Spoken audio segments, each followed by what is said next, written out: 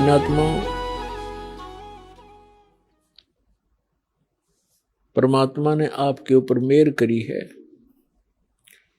और आप वास्तव में एक धनभागी प्राणी हो, जिनका ऐसे समय में मानव शरीर हुआ है कि परमात्मा ने अपना वो खजाना खोल दिया, जिसको अभी तक काल से बचाकर छुपाकर आंख में चौनी करके यहां तक पहुंचाया है।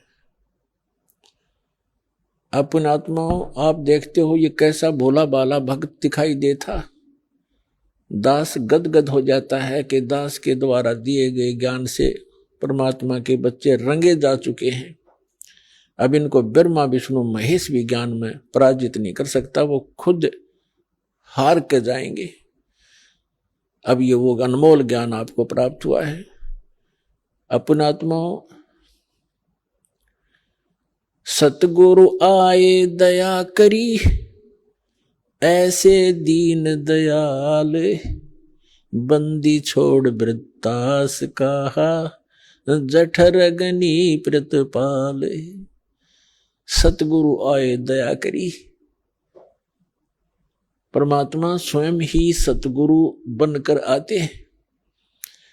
आप जी को दास ने बहुत बार सदग्रंथों से वेदों से प्रमाणित किया है कि वो परमात्मा कैसी लीला करता है, वो कहाँ रहता है, कौन है, कैसा है, कैसे मिलता है और वो कहाँ प्रमाण है। तो आप जी को उस परमात्मा के पहचानने के लिए ढेर सारे प्रमाण इकट्ठे करने पड़े, ताकि परमात्मा के बच्चे अपने मालिक को पहचान सकें। सदग्रंथों से प्रमाणित किया, जिन सदग्रंथों को आज तक हम सर्वधार्य मानते हैं और सत्य विद्या की पुस्तक मानते हैं, वेदों से, गीता से, पुराण से, कुरान से, बाइबल से, गुरु ग्रंथ साहिब से, और साथ में उन गवाहों को आपके सामने, उन महापुरुषों को भी रूबरू करवाया, जिनको परमात्मा मिले स्वयं आकर के सच जैसा वो लीला करते हैं। ऋग्वेद मंडल नंबर 9 सूक्त 86 के मंत्र 26 और 27 में, ऋग्वेद मंडल नंबर 9 सूक्त 82 मंत्र 1, 2, 3 में, ऋग्वेद मंडल नंबर 9 सूक्त 20 मंत्र 1 में, ऋग्वेद मंडल नंबर 9 सूक्त 94 के मंत्र 1 में, ऋग्वेद मंडल नंबर 9 सूक्त 95 के मंत्र 2 में, ऋग्वेद मंडल नंबर 9 सूक्त 96 के 16 से लेकर 20 में, ऋग्वेद मंडल नंबर 9 सूक्त 54 के मंत्र 3 में, ऋग्वेद मंडल नंबर 9 सूक्त 1 मंत्र 8 और 9 में, और भी ढेर सारे प्रमाण प्रत्येक वेद में। उसमें लिखा है कि वो परमात्मा ऊपर के लोकों में एक राजा के समान सिंहासन पर विराजमान है, और वहां से यहां आता है काल के लोक में अज्ञान को हटाने के लिए, क्योंकि काल भगवान ने प्रत्येक प्राणी को परमात्मा बुला दिया और अपने आप को प्रभु सिद्ध कर लिया, और सब अज्ञान भर दिया प्रत्येक जन जन के अंदर। अब सभी ने इस मरने और जीने को अंतिम मान लिया। कोई मर गया तो मर गया, कोई बात नहीं, हम बचे हैं। तो परमात्मा कहते हैं कि आप कब तक बचोगे, कभी ये फिर सोचना ही बंद कर दिया हमने। तो वो स्वयं आकर के ये ज्ञान कराते हैं, ये प्रमाणित सदग्रंथ प्रमाणित करते हैं, बताते हैं कि वो परमात्मा वहां से गति करके आता है, यानी चल कर आता है, अच्छी आत्माओं को मिलता है और उनको तत्व ज्ञान से परिचित करता है, अपना गवाह बनाता है। तो आपके अज्ञान को हटाने के लिए, आपको अपना पिता पहचानने के लिए कि आप उसको पहचान सकें, सभी सदग्रंथों का ज्ञान परमात्मा ने इस दास को दिया। और फिर उन महापुरुषों के अनुभव और महापुरुषों की वाणी, जिनको भगवान मिले, उन कैसा महसूस किया, कैसा भगवान को बताया और कैसे वहां गए, किस प्रकार उस परमेश्वर ने उनको वापस छोड़ा, ऊपर के सब लोग दिखा गए, वो आपके रूबरू कर दिए। तो अब हम अपने परमात्मा को पहचानने योग्य हो गए। पहले आपको शिक्षित किया नहीं, पहले शिक्षा नहीं थी, और इस शिक्षा की कति आवश्यकता नहीं हमने। ये तो बेईमान बनाती है अहंकारी बनाती है। एक छोटा मोटा अधिकारी बन जाता है, कोई आईपीएस बन गया, कोई आईएएस बन गया, या कोई एमएलए एमपी बन गया, मंत्री बन गया, प्रधानमंत्री बन गया, या कोई डॉक्टर इंजीनियर बन गया। इसमें इतनी मरोड़ बढ़ जाती है, इतनी अकड़ आ जाती है, और मृत्यु 1 मिनट में मृत्यु हो जाती है। और फिर गधा बना फिर वहां बोरे लाद रखे कुमार के ऊपर, खा के इस जीव का। तो ये इस तत्व ज्ञान से हमारी बुद्धि सेट होगी, हम जीव को, हम अपने आप को समझेंगे और हमने अपनी औकात का पता लगेगा। तो फिर तो इसलिए हम इस शिक्षा ने गढ़े बिगाड़ दिए, लेकिन परमात्मा को मालूम था कि एक बार इनको बिगाड़ना जरूरी है।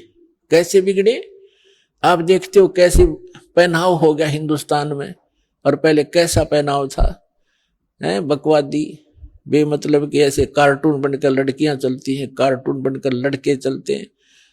क्या इसी को विकास मानते हैं?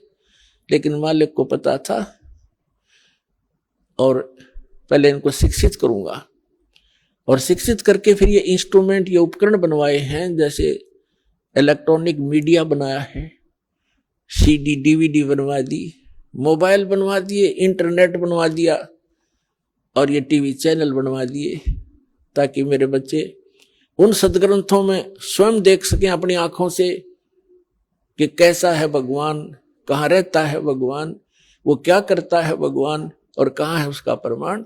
तो इसलिए ये उपकरण परमात्मा ने दिया, आपके ऊपर रहम कर रखा है। आपको तो मालूम नहीं उस परमात्मा ने कितने खाड़े कर रखे हैं आपके लिए, और कब से भटक रहा आपके लिए। आप तो भांग पिए पड़े हो यहाँ काल के लोक में। कबीर साहब कहते हैं, गोता मारो स्वर्ग में और जा बैठू पाताल, और गरीब दास ढूंढता फिरूं अपने हीरे मोतीलाल।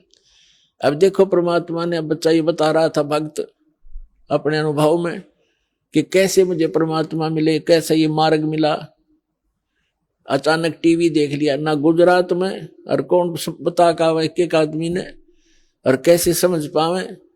अब जैसे आप किसी को बात समझाने लगते हो, 100 बात विवाद करता आपके साथ और उठ के चला जाता है। अब टीवी में बैठ गया, ठीक है, टीवी में बैठेगा घंटा आध घंटा जो सत्संग चलेगा, तो वो उसके साथ वार्ता तो कर नहीं सकता, ना विवाद कर सकता। विवश होकर उसने सुनना पड़ेगा, चाहे गाली दे के सुनो। अब सुनना पड़ेगा, और सुनेगा तो फिर अंदर भी समाओगा, क्योंकि तनमोल ज्ञान है। तो पुण्यात्माओं, उस परमात्मा ने आपके लिए बहुत कुछ कर रखा है। आप बालक हो, काल के लोक में फंसे पड़े हो, आपको अपने दुख का पता नहीं, पिता को पता होता है। तो अब यहां से निकालने के लिए उस परमात्मा ने ये समय सेलेक्ट किया था, ये टाइम सेलेक्ट किया था पिछली पीढ़ी का, कलयुग के अंदर। और तब परमात्मा ने कहा था कि जब 5505 वर्ष कलयुग बीत जाएगा, तब मैं आऊंगा। स्वयं ना आए तो दास भेज दिया। अब प्रधानमंत्री आओ, या प्रधानमंत्री अपने किसी रिप्रेजेंटेटिव ने भेज दे, फुल पावर देखे, तो प्रधानमंत्री समझना चाहिए, उसकी वचन में शक्ति प्रधानमंत्री वाली ही है। तो इस दास को भेजा पुण्यात्माओं, सभी सदग्रंथ आपके रूबरू कर दिए।